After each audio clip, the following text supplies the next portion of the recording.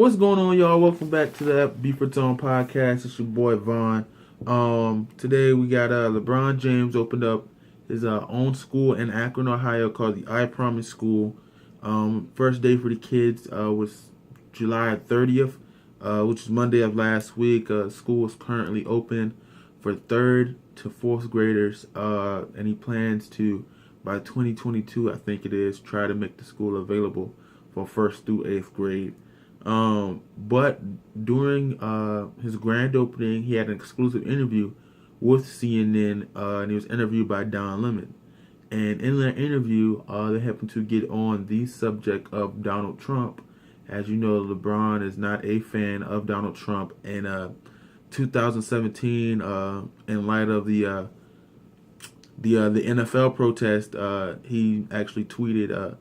Made a video about Donald Trump saying "you bum" after Donald Trump called the NFL player SOBs for kneeling for the anthem. And then also during the campaign, he also showed his support for Hillary by showing up at one of her press conferences. And in response to that, Donald Trump happened to respond to LeBron James' comments about him in the interview. And in the interview, LeBron James said he wouldn't sit at the table, wouldn't sit across from Donald Trump, and that he would talk to Obama. And he responded, Donald Trump responded by saying that he had an interview. Don Lemon made LeBron James look smart, which is something that's really hard to do, and called Don Lemon one of the dumbest men on TV. So, and I'm trying to figure out, now, I do kind of understand, because it's like, okay, if you're going to come for me, I'm going to come for you. So I kind of understand Donald Trump coming at LeBron in a sense. So, I mean, it's not so much as a big issue. It's not like Donald Trump just lashed out at LeBron. LeBron James did kind of, hey, but a lot of people saying, it should be beneath the president to come at somebody like that. You should have just let it go. But I mean, you came for me first, Bron. You kind of did. But and it's kind of weird because it backfired. I think everybody except Trump is against him. I mean, even he doesn't like him. He said he was the dumbest man on TV. Wouldn't sit by. Donald Lemon was the dumbest man on TV, and LeBron James said he wouldn't sit by him. But in light of that, even his own wife, they met with her campaign, and she said she would like to come to the school. She's really proud of what LeBron's doing, and that she doesn't, I don't think she said she doesn't support his comments, but her saying that she's okay with it and that she would come to the school, that kind of is an insult in itself, that your wife is willing to do that. But more in that, he opened the school, and it's kind of hard. A lot of people focus on positive, and it's kind of hard to hate on a man. And the fact that he called, it's hard to make LeBron James look smart. And LeBron James is technically one of the most influential African American people, African American men right now, and definitely one of the most influential athletes as far as being a role model goes. I mean, this man is giving away countless $1 million of his own money, and then spent years partnering with his own LeBron James Family Foundation in Akron schools, Akron public schools, to make a school, for underprivileged children in Akron. And it's kind of hard to go against the school, because this isn't just any school, sorry about that.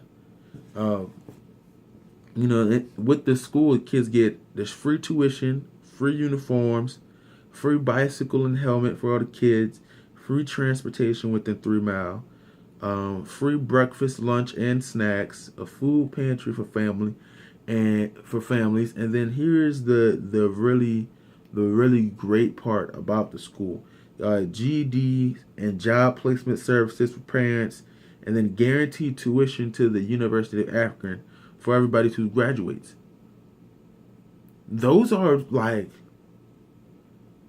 that is if this isn't a school, to try to help underprivileged kids, I don't know what is. You know what I'm saying? And I don't think there's no way for you to come at a man and say, oh, it's really hard to make him look smart. He just opened a school.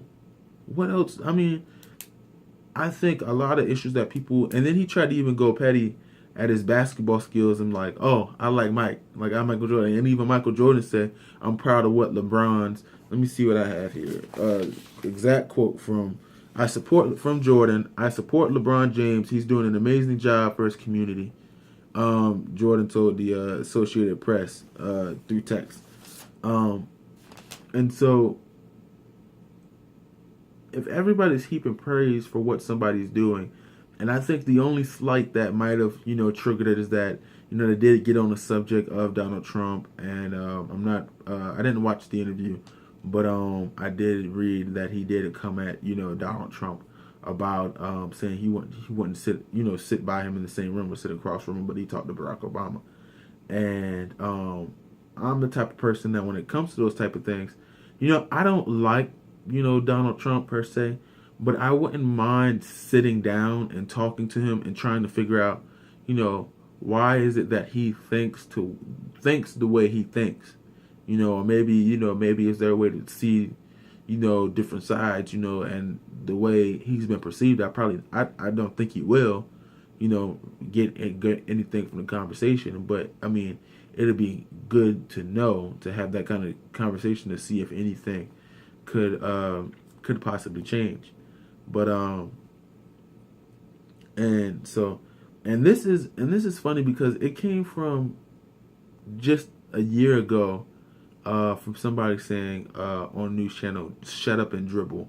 Your comment to this man was shut up and dribble, and a year later he opens a school for underprivileged children in school. And I think a lot of people have a problem with athletes speaking up in news, because I think, oh, you just get paid to play basketball, or you get paid to play football, and you should just take your money and shut up. Well, then if we did that, a lot of people would say, oh, all these people, you get this money, you don't help anybody.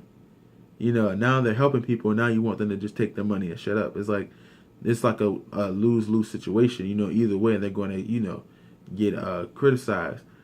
And so now people are being active in their community and trying to do things. A lot of athletes have foundations. A lot of them do donations and stuff like that, and move on. And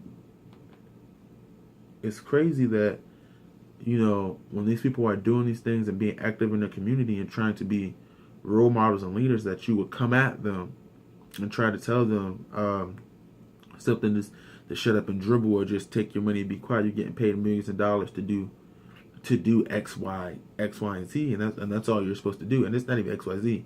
You're paid $1 million to do X, which is dribble a basketball, and that's all you're supposed to do. And you get all these $1 million, and you can change the community around you, that you grew up in, and make it better.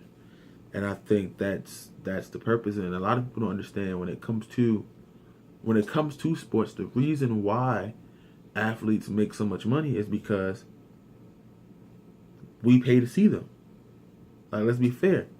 If we didn't pay to see athletes, they wouldn't make any money at all. None.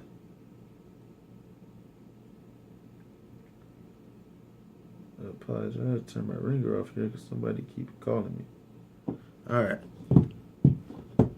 But if we don't pay to see athletes, they don't make any money. But they make a 50,000 seat stadium, and we fill it up every game. That's why they make so much money. And we fill it up every game, and there's still people who want to go to the games but can't go because there's not any seats. So then they raise the prices for the people who can really afford it, or if you really want to go, you're willing to pay this higher price to get those seats, and we keep filling it up. That's why they make so much money. You fill up seats every weekend. You buy their jerseys. You buy their shoes. Like, you want to meet them. You want to get their autograph. Like, that's why they make so much money. You know what I'm saying? The people don't understand that. It's like, you got people risking their lives, you know what I'm saying, to do X, Y. Like, firefighter, firefighter is a really great job. You know what I'm saying? It's a wonderful job to have. But we don't pay, and we don't fill up stadiums to watch you put out fires. It's the same thing with, EMS. We don't pay to watch you save lives. We don't pay to watch people in the military at war. We don't do that. We don't fill up stadiums for that. We fill up stadiums for sports and for concerts. That's what we do. It's entertainment, and that's why they make so much money. So, and my advice to people is that if you don't want them to have this platform, or you don't want them to have the money that they have, don't spend the money. But you still spend it. And the thing that always drove me crazy about people in sports, and I've noticed this as far as when it comes to racism and the stereotyping, the recent of the shooting, the unarmed black killings or whatever, is that a lot of people cheer for us but don't really like us. They cheer for us because we're on their favorite sports team, but they don't realize that the league is like 70%, 70 or 80% black. They don't realize these things as far as NFL and basketball is concerned, is that the leagues are 75, 80% black. And so they don't see it. They just see the uniforms, not paying attention to our skin color. And they're like, hey, yo, this is my favorite team. Oh, I like this player. I like that player. But then when we speak up on issues that are bothering us or things that we want to change, you tell us to be quiet, or we can't do that. We can't do this. We can't do that. Even though, the NFL participates in paid patriotism, that they didn't do the flag and the flying of the jets before every game until they got paid in like 2008, by the Department of Defense. So I don't understand why everybody's so patriotic now. You know what I'm saying? So it's something that has to be dealt with. It can be figured out at I'd rather be done sooner or later, but it might not be done now, and it might be done later on. I guess as we get move further on, I think a lot of people that were alive during the former times, no offense, will be gone, and then the younger generation will start to get into power, where it'll be less racial tension at that point. With that being said, we're going to take a break. We'll be right back.